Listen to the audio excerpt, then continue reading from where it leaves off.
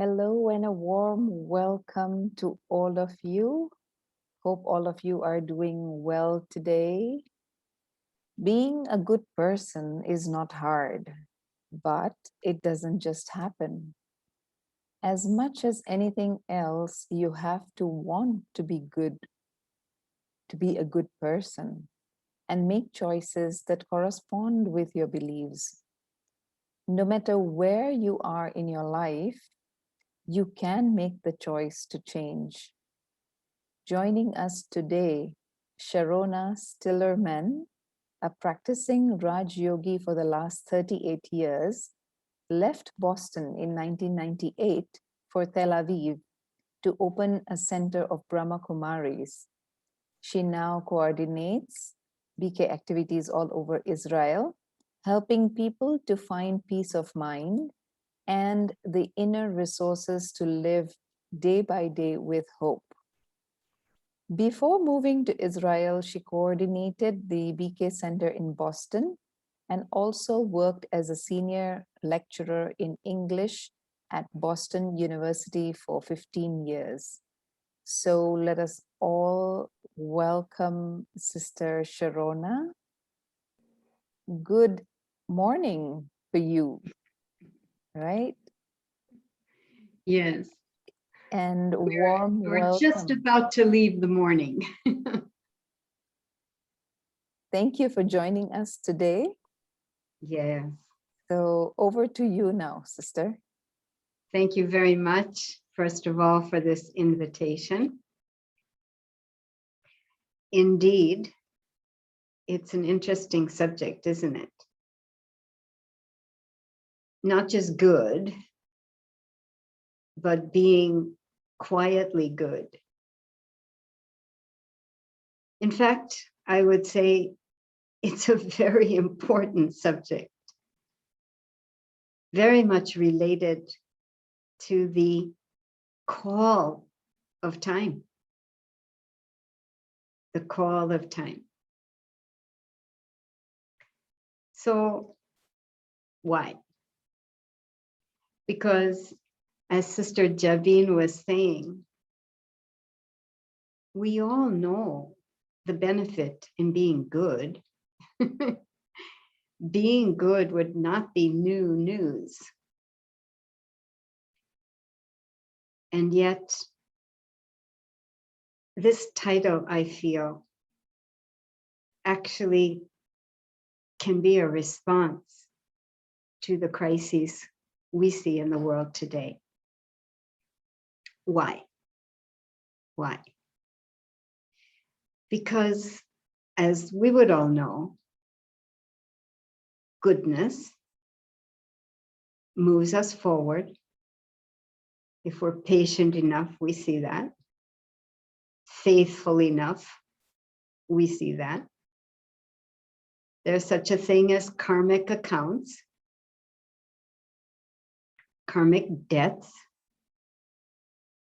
and the only wealth which pays our karmic debts is the wealth of character, being kind, being giving, being patient, being good. So there's nothing new about the value of being good, but how it can actually become a response to the crises we see in the world, that's what today's topic is about. Because we are in a crisis. It's not just the corona. Before the corona, we saw what the condition of the world has become. So much abuse of land and water that in many places of the planet, food hardly has any nutrition anymore. Water has been so polluted, the airs have been so polluted. Even breathing isn't safe anymore. Environmental crises, financial crises, and then, of course, an existential crisis before the corona. So much fighting between countries, cultures, religions, conflict, war, division. So, if this is the condition of the world, after so many of us would have only been trying in our lives to be good, then what to do? Why a topic like this? How is it possible being good could turn everything around? So let's take it word by word. Let's look at this word goodness, because it's not about the kind of goodness many of us would have been subscribing to. Quietly good. Quietly good is our title. What is being quietly good, and how is that different from just being good? I think you would probably know where I'm going with this. I'm talking about internal goodness,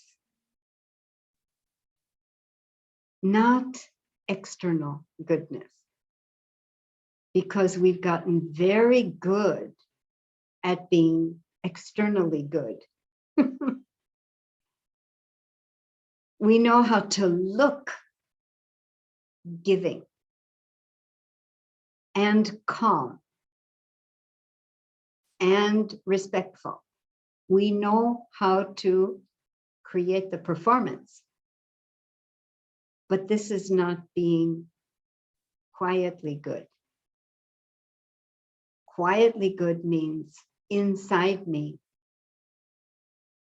are the genuine feelings of peacefulness, of respect, of generosity.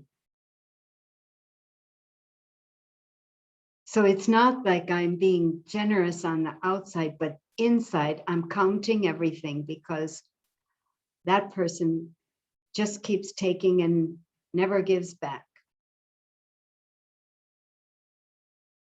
It's not that I'm beautifully calm on the outside, but inside I'm really angry. That's not being quietly good. Huh? It's not that I'm very calm on the outside, but stressed out inside. No. This is the goodness that has created the world we have today. It's not a very empowered goodness, is it? Because essentially what I'm talking about is being one thing on the outside and another thing on the inside. Making the two equal. No more performance, no more shows, but the real, genuine feelings of our values, our principles, our qualities. This is what it means to be quietly good.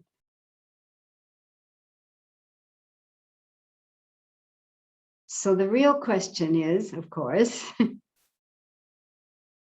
how do we end up with that kind of quiet inside? No stress,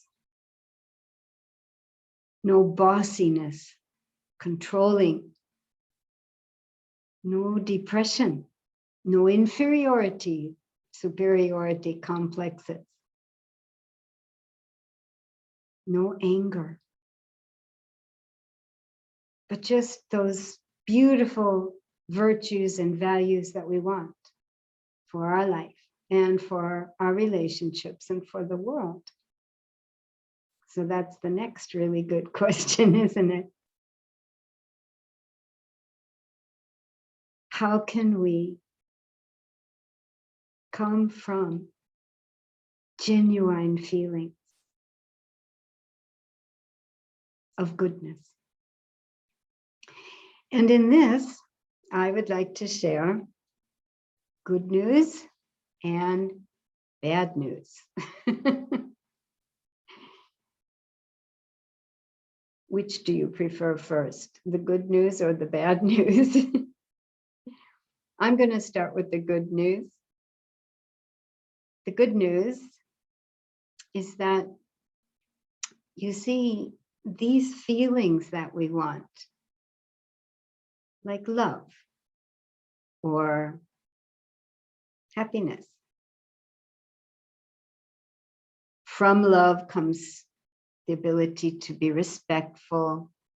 From happiness comes the ability to be easygoing, not just on the outside, but on the inside. So these qualities that we want, these feelings, they are energies. Did you know that? They are energies. And the good news is that inside each one of us, these energies exist. It doesn't matter how much my character has become stressful, angry, impatient, bossy, selfish, self-centered. Doesn't matter. That's like one room in the palace of the self. And it is true. It would seem like every one of us has a room like that inside us. A room in which it takes no time at all to comment, to criticize, to correct, to complain. We each have a room like that. But this is a space outside that room, a different space. And in that space, outside that criticizing, commenting room, these energies of very beautiful feelings are flowing. They're literally flowing. So that's good news, isn't it? We like respect. We like to be respected, and we like to show respect. We like patience, and we like to be patient. Why? Because this is actually the energy that we are made of originally, at the very core of our being.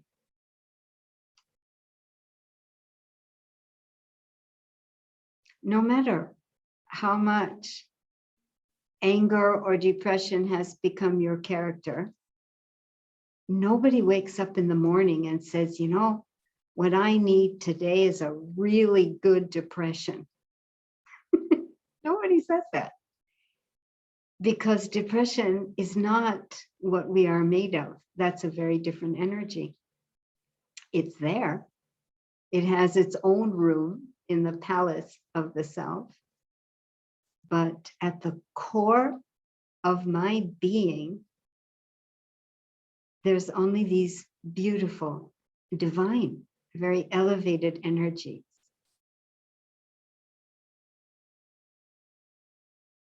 So that's the good news. So what's the bad news? The bad news is that definitely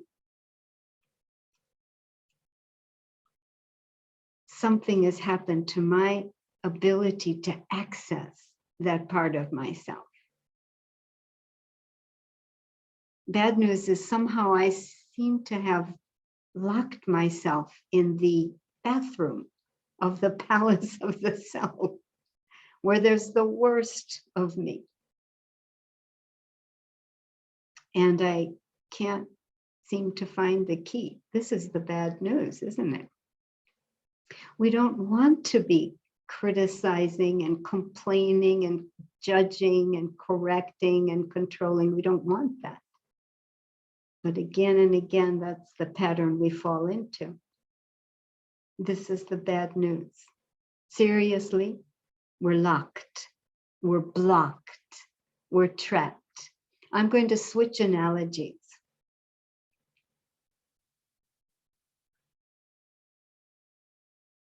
Another way of looking at this is these beautiful energies, because we've not visited them, used them, nurtured them, they have become depleted.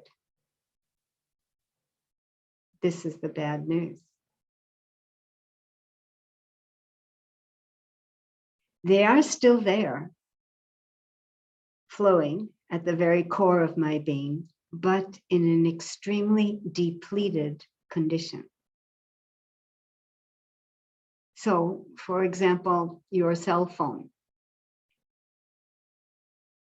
Your cell phone. How well does it work when the battery is discharged? I've watched this, not planned well. And suddenly my battery's at 20 and then 15 and then 10. And I still have important functions to do on that phone. Important messages, important this, important that. And so I'm racing. But even by 5% charge on the battery, the phone doesn't work well. It drags. And I can't access some of its functions. You might have had the same experience. So the soul self, like a battery, which has been discharging. And the bad news is we have forgotten how to plug this battery in and recharge. Recharging at the level of the soul means recharging at the level of those core original energies. Because going to a restaurant, going to a movie, reading a book, calling up a good friend, actually these things do not recharge those energies. Which is why we would have been doing all of these things, and yet we still end up with a world like we have, relationships like we have, and moods within our own self like we have.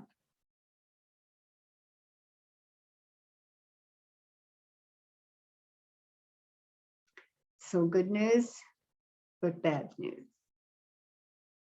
And yet goodness wins out because there's more good news. That divine self battery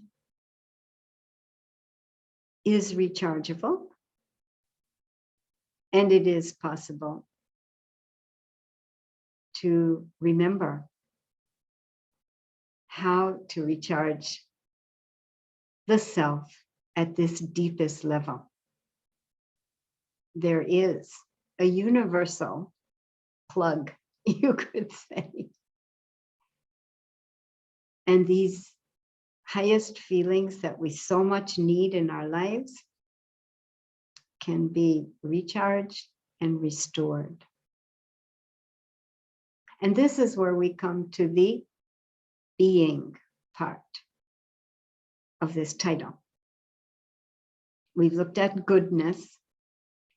We saw that we're not talking about your everyday ordinary goodness in which you're one thing on the outside, but something else entirely on the inside. we understood that it's about being quietly good. In other words, really beginning to tend to the feelings inside, not just the behaviors outside. So now let's look at this word being. Being quietly good. Because it's in the being that we have everything we need and all the hope that's required to move us forward. So as I've already said, this being is so interesting. It's not who I generally know myself as. Generally, if you ask someone, who are you? They'll say their name. They'll say their field, profession.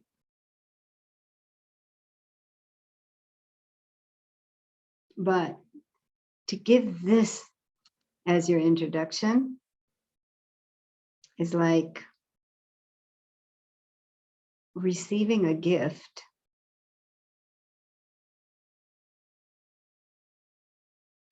beautifully wrapped with a velvet box, ribbons, and getting so attracted to the wrappings. You forget all about the diamond that's inside, the gift itself. Because my name, my profession, even my nationality, my talents, my skills, these are all acquired things. They're not the original core me. So they're just like all the wrappings on that velvet box. Beautiful, attractive, but not the real thing. The real thing is inside, the diamond. This is who I am. I'm a living diamond-like energy. Made, as I was saying before, of these highest and purest energies. And if I can connect to that diamond-like self inside, this is the experience. You feel, first of all, an immense freedom because you're outside of that terribly negative room which you have been trapped in. You feel free and you feel these qualities like peace. You can even feel joy, you can feel love. They're there. And each time we visit the palace of the self, coming out of that small storage room or bathroom, it gets stronger. Stronger means those qualities become more and more available to me in my daily life, in my relationships, in my reactions, my responses to situations and people. So that's the being quietly good. We've got to get in there, prove to ourselves that we really are diamond-like, and experience it and start the practice of reaching for that before I think, before I speak, before I do. It's a very beautiful experience, actually, to sit there and do your thinking. And so what I'd like to propose is that we just take a few minutes, even now, to experience the being, because that's the foundation to the rest of the title for today. Quietly good means genuinely good, not as a performance. Completely depends on how much I can connect to that diamond-like self, the being inside.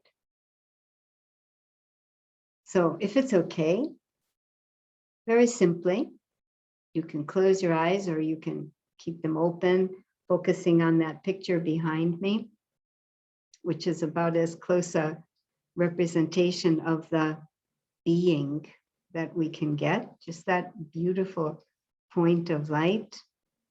This is how we understand the self, sitting right here, somewhere where you would place the mind. So eyes closed or open, just see if you can imagine this.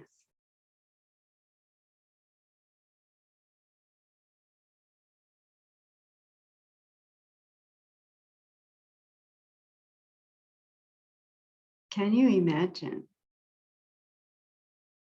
your mind as a room?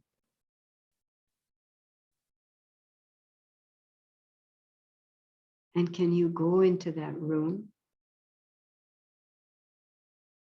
and very honestly acknowledge what is its condition?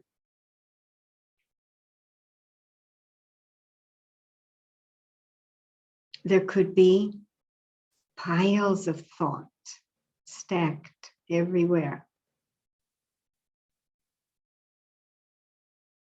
Volumes of emotions overflowing on the coffee table or the shelves in the room of your mind.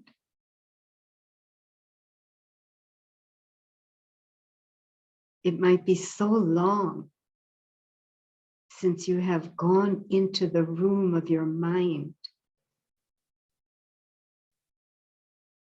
to clean it up, sort it out, tidy it. There might be layers of dust all around, and old, crumpled, useless memories, notes to your own self or to others that never got sent. If we're honest, for most of us, the room of the mind might be very cluttered, very unorganized.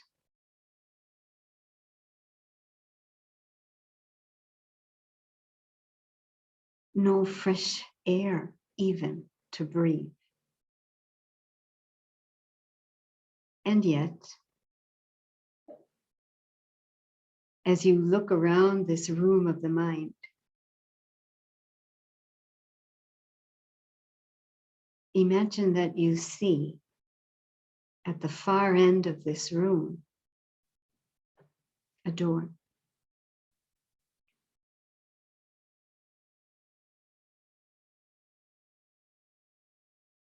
And you approach the door, very curious to understand what could be behind this door of my mind.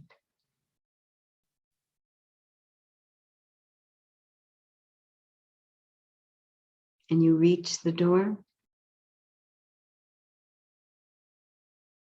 Very slowly you turn the knob and you open it.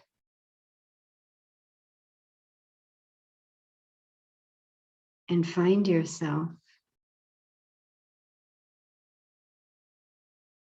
as if looking at a beautiful, long corridor.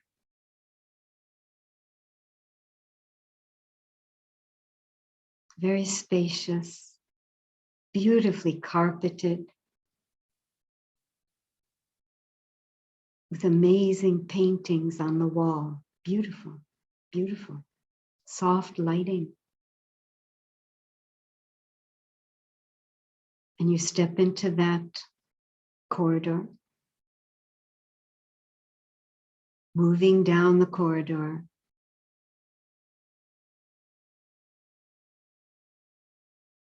Amazed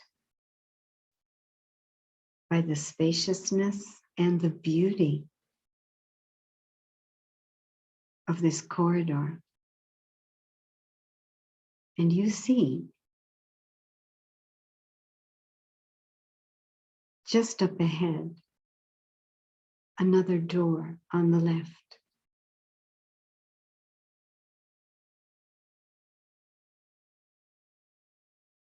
On reaching the door, you open it and find yourself in a beautiful room, huge,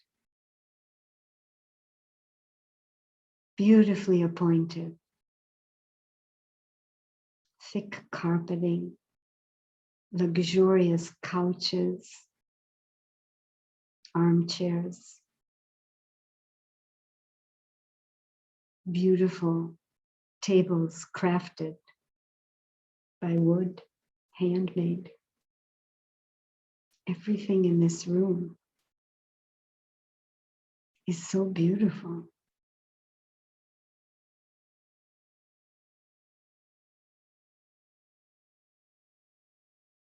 And you walk into this room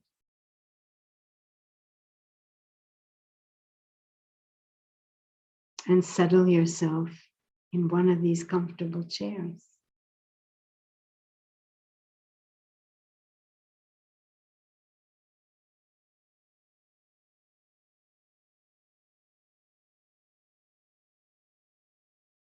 And as you're just sitting there in this greatly deep and comfortable chair, armchair,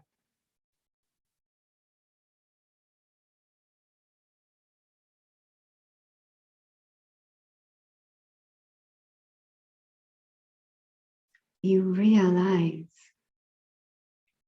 that this is a space where you can just relax.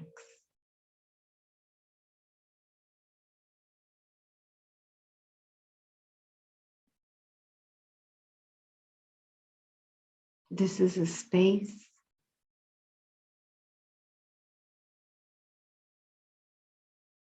far, far away from all your roles, responsibilities, labels. Here, you're very far away from all those things because you have discovered a place for just being you.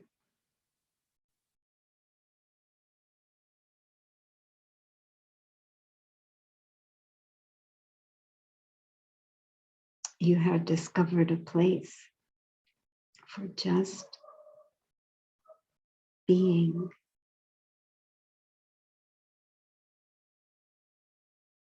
For just being.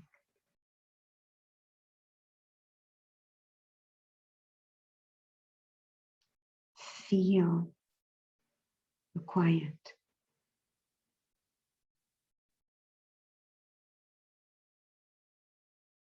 Feel the calm.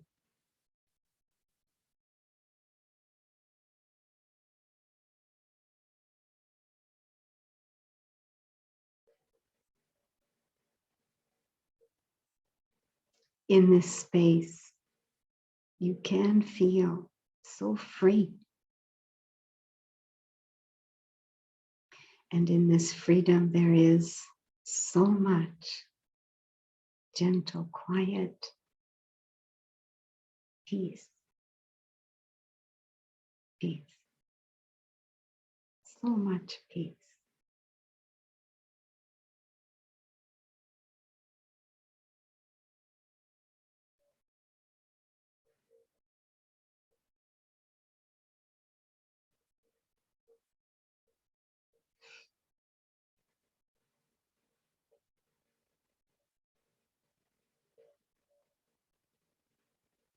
And all you have to do is nothing.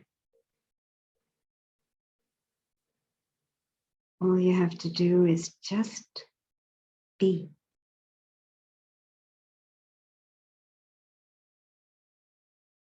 But you have to be who you really are. And that is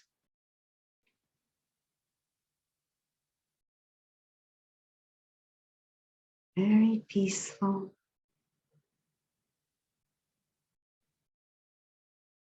very independent, free.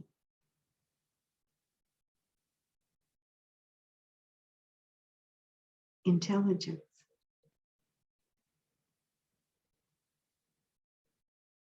Inside the body, ready to take charge of how my eyes will see, my lips will speak, and my heart will feel.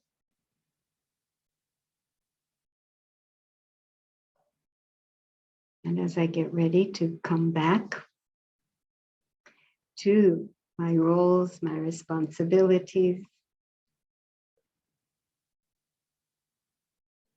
I really have this desire to get to know myself, the original self, more, to nurture this beautiful part of me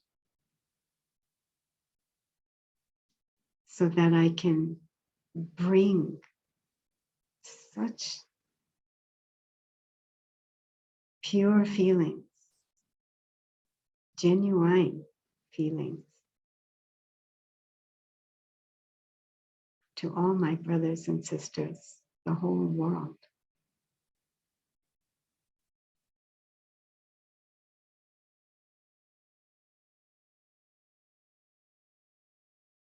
Thank you.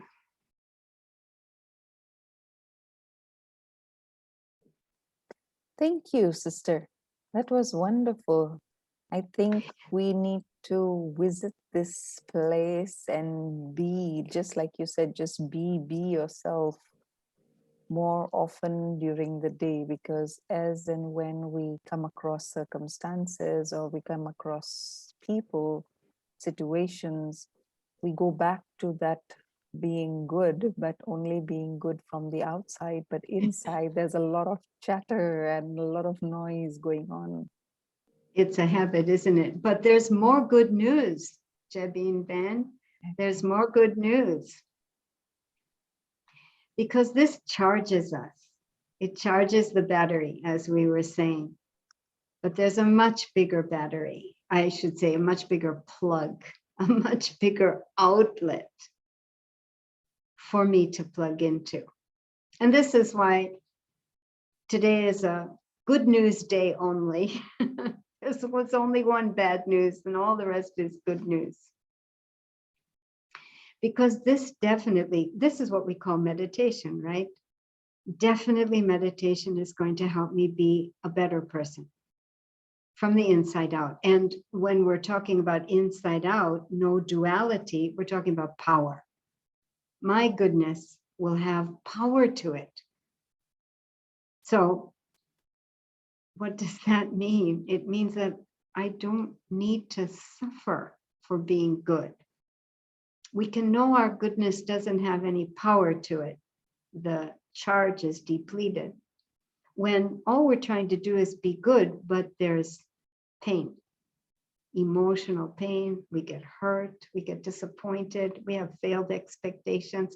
All of these things indicate a goodness which is very weak.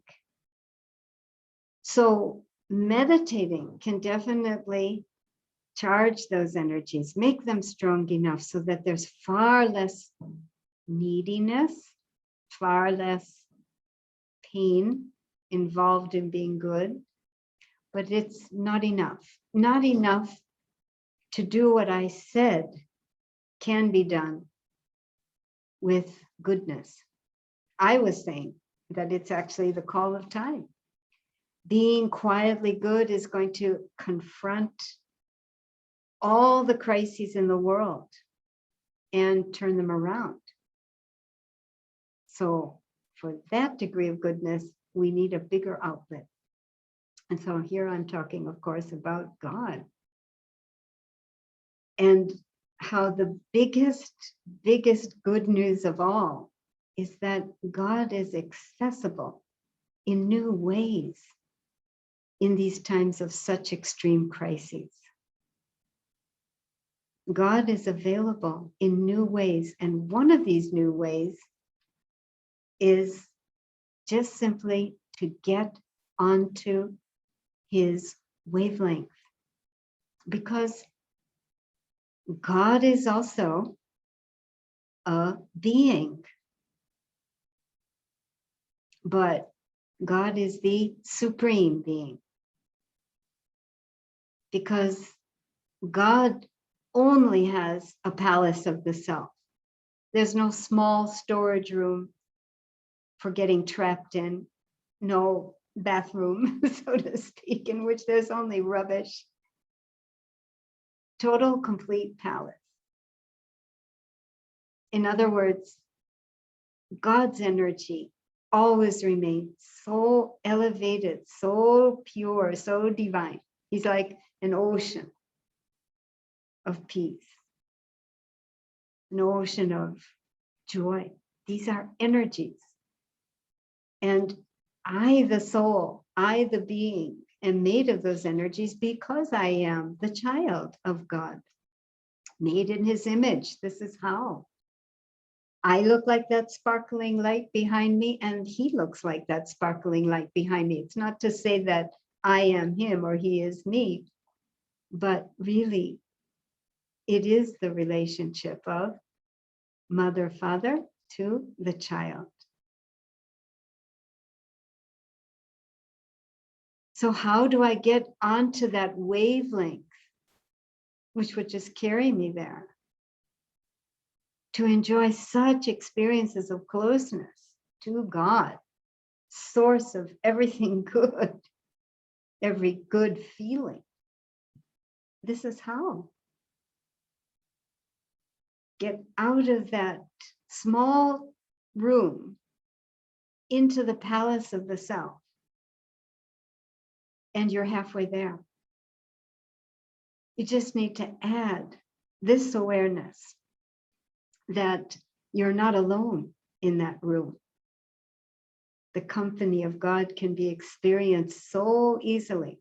Just with that awareness, it's like we open the windows on that palace of the self, and his light comes streaming in.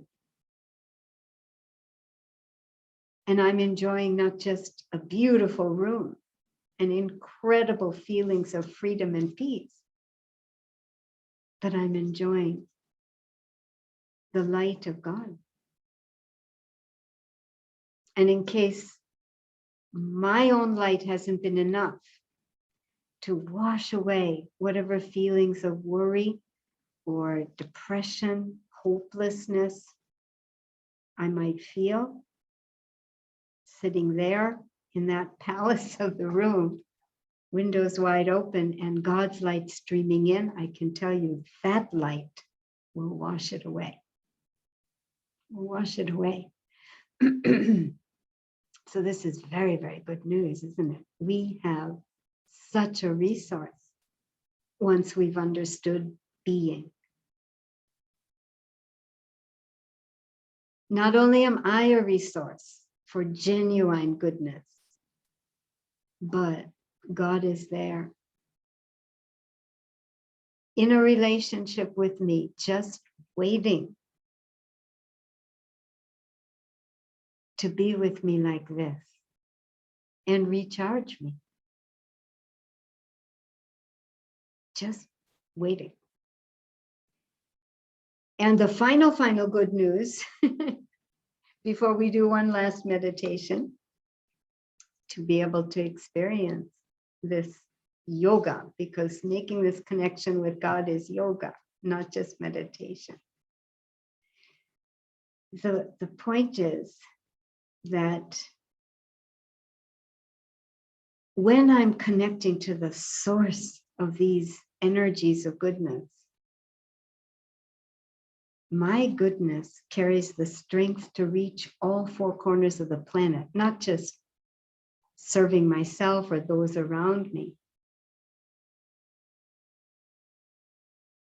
You know, the atmosphere is not an empty thing. The atmosphere is not an empty thing. We're very, very affected by what's in the atmosphere. And I'm not talking just about physically, like a dust storm, which is what we've got going here in Israel right now. The atmosphere holds the energies of feelings, beautiful feelings as well as very negative feelings. That's why if we walk into a room in which everybody is so loving towards each other, it's a family that works very well, and they're having dinner together, we'll walk in and we'll just feel the love, the happiness. We'll be so comfortable to sit down and join them for dinner if we were invited. But if we've gone over to a friend's house and the parents have been arguing and the siblings have been arguing, even if you didn't hear the argument, you can feel it. You can feel it. And if they invite you to dinner, you maybe won't feel so comfortable. I'm saying, even if you didn't hear them arguing, we can feel it, we can know, because the atmosphere is not empty. So it's a huge nonviolent weapon to be able to come into my own genuine, original goodness, connect to the supreme source of all energies of goodness, and use those to see and speak and do. It's a huge light that we bring back into the atmosphere. And it is this light which is going to bring the whole of humanity out of this darkest hour. Because we are in the darkest hour of the night in our journey through time. We are in the coldest, harshest winter of humanity. So night never lasts forever. Day always comes. Winter never comes. Who's going to move us forward into that new day, that new time? It's not going to be our politicians or our teachers. It's going to be us. It's going to be any one of us who raises their hand in front of God and says, I would like to help you recreate the new day.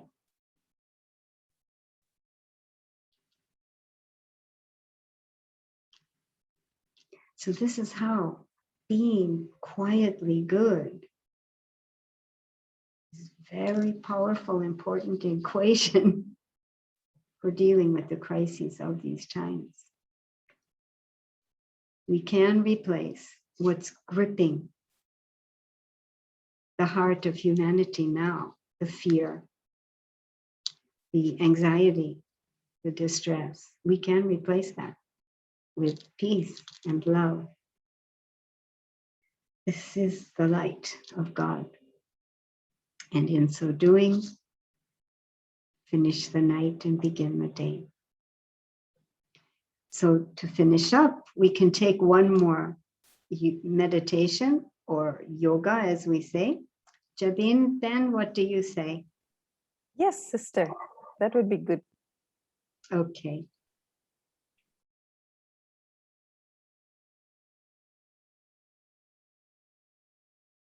So once again, you're sitting comfortably.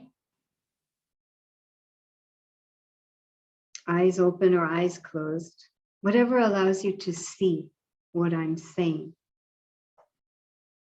As much as possible, try to keep your mind on the thoughts I'm sharing out loud. And especially allow yourself to see what I'm sharing. And most importantly, open yourself to the feelings that these thoughts, these images create. If other thoughts or feelings come, just tell them you'll get back to them later. But now you're busy. This is what you want to do. So you're sitting comfortably, and now you have a lot of confidence about the journey. We go back into the room of the mind. We see the chaos of our everyday mind. We see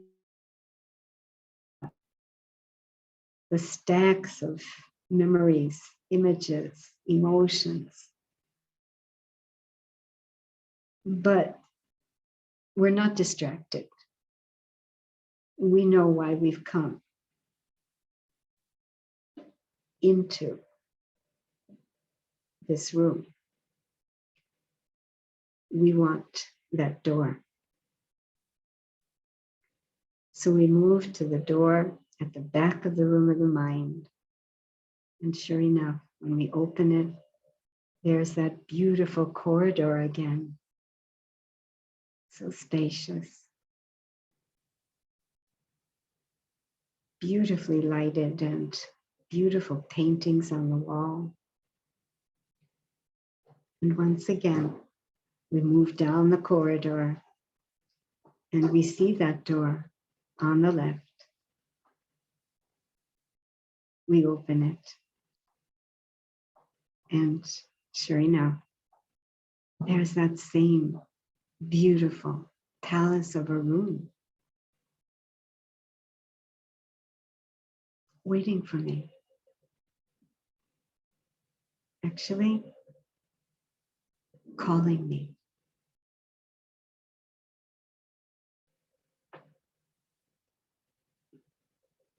And once again, I settle into a most comfortable armchair.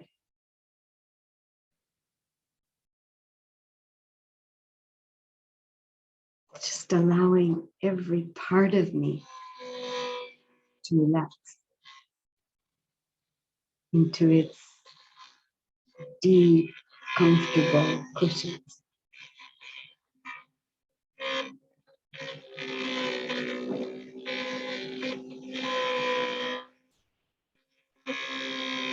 Feel I'm very far from all the roles and responsibilities. I have once again entered my room for just being me. I've entered my room for just being,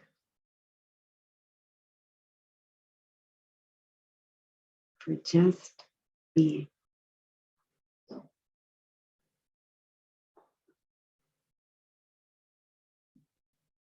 I can feel the calm all around.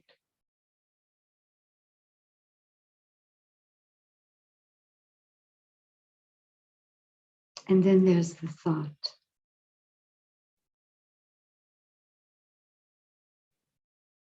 It's such a beautiful day outside. Through the windows, I see acres and acres of green countryside. Why not open these windows? And even as I approach the windows, big, huge, beautiful windows, even as I approach them, I see the golden light of the sun and how it is streaming into this room.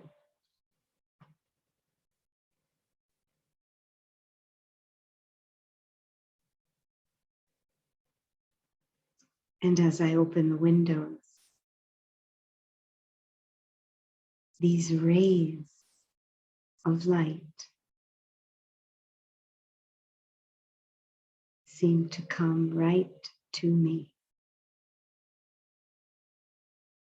wrap me, surround me, hold me. Actually, move right through me.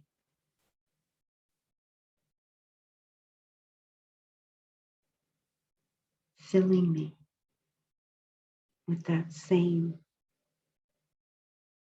golden light.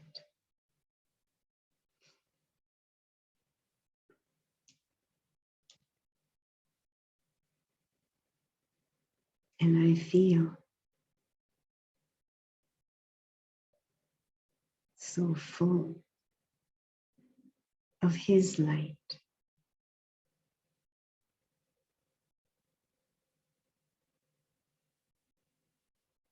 I feel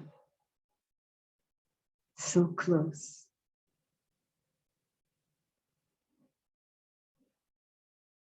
to God.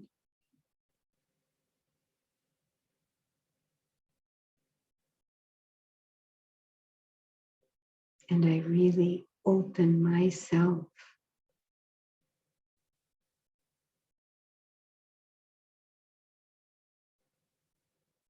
to this greatest goodness.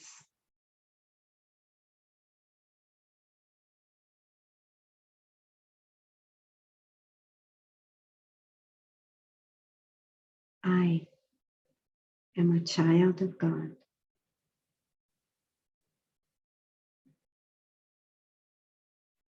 Never alone.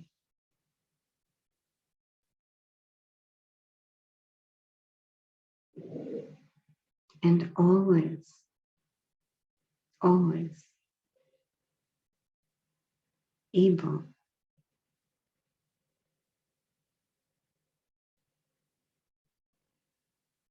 to be together like this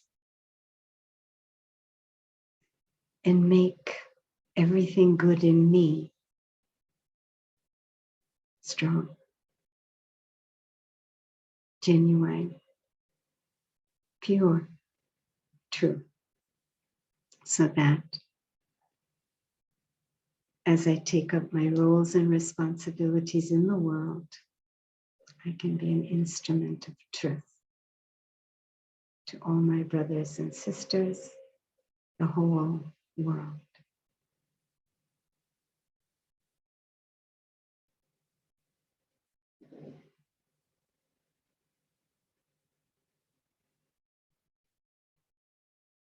Thank you.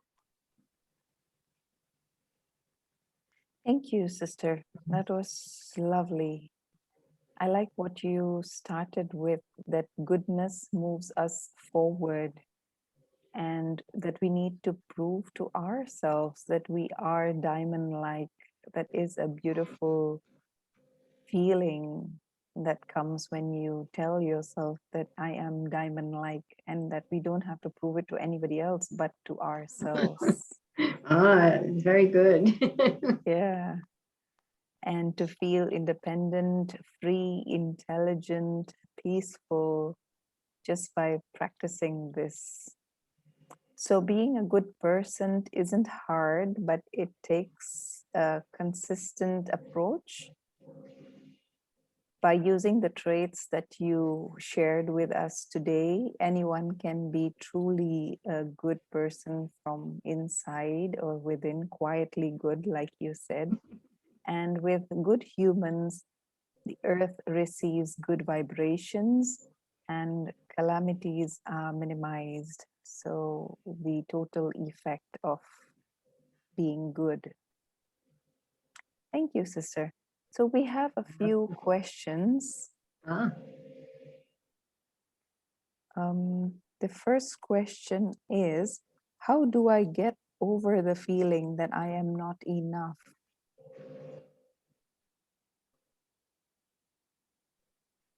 this is a very common feeling, especially for women.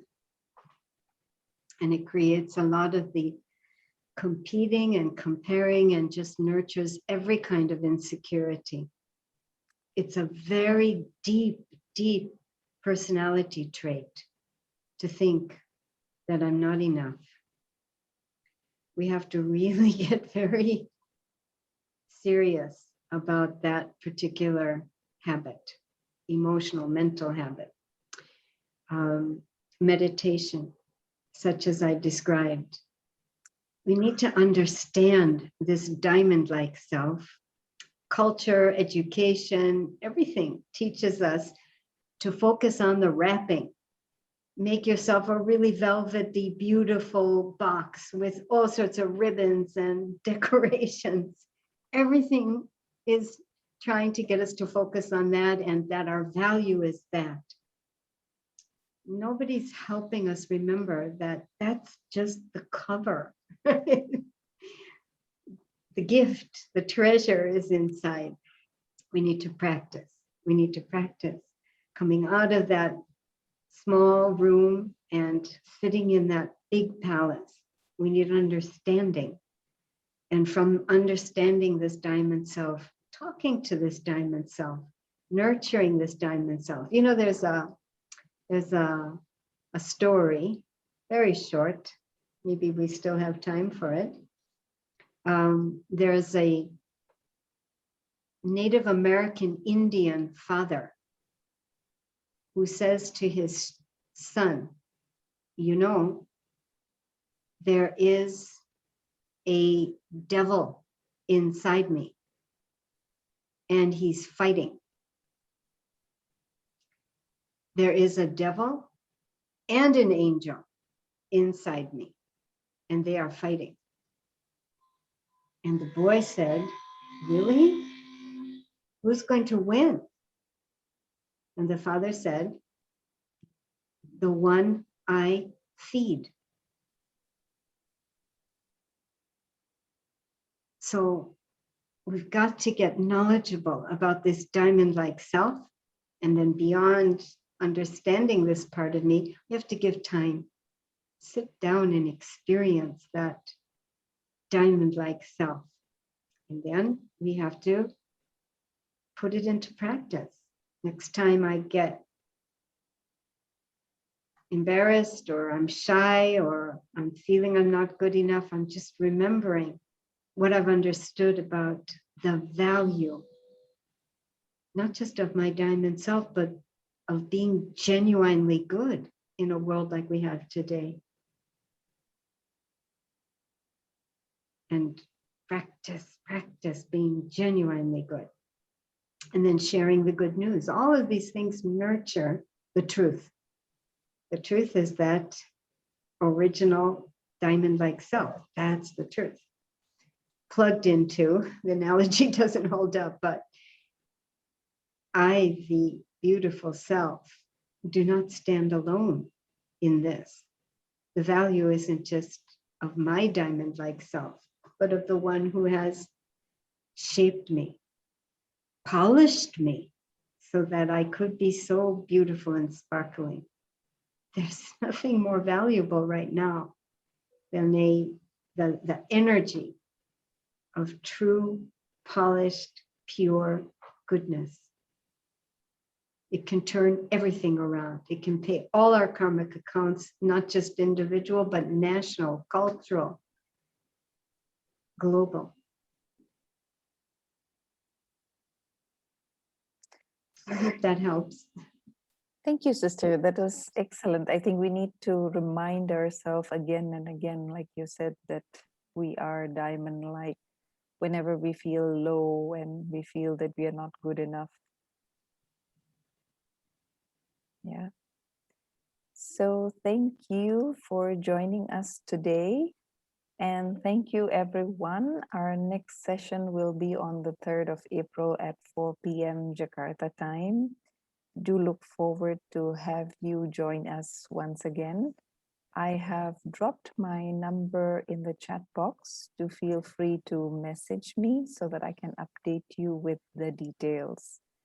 And there's somebody asking if there is a recording for this program. Yes, the recording is available. You can message me and I can forward you the recording. And Sister Sharona, thank you once again for joining us and sharing with us your wisdom. Thank you. Have a nice day. Om Shanti. Om Shanti to all. Best wishes. Best wishes.